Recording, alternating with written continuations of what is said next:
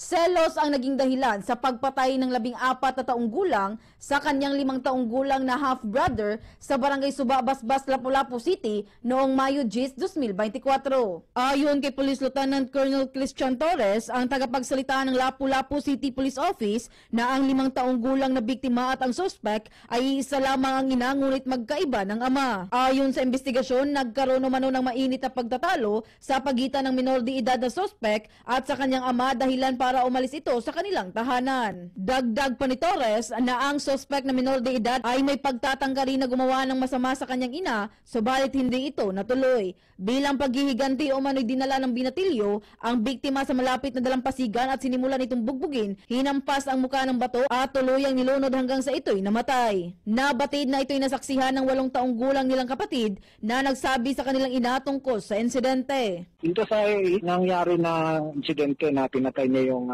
kapatid niya, though puro sila minor, 14 years old yung na-rescue natin, then yung biktima is 5 years old. Hopefully maging lesson learned na to sa mga magulang na i-close supervision yung mga anak nila. Sa tingin nila kung medyo violente na talaga isang bata, is kailangan ng intervention ng mga psychiatrist o mga taga-DSWD. And siguro is equal treatment natin sa mga anak natin, regardless kung iba yung tatay or side ng brother lang or wala na yung magulang niya. Pa-feel natin sa mga anak natin na pare-pareho yung pagmamahal natin para hindi siguro magtanim ng galit yung mga anak natin. Ating napakinggan si Police Lieutenant Colonel Christian Torres, ang tagapagsalita ng Lapu-Lapu City Police Office. Mula rito sa lungsod lalawigan ng Cebu, Bombo John Nakanyati para sa number 1 and most trusted radio network in the country, Bombo Radio Philippines. Basta Radio, Bombo!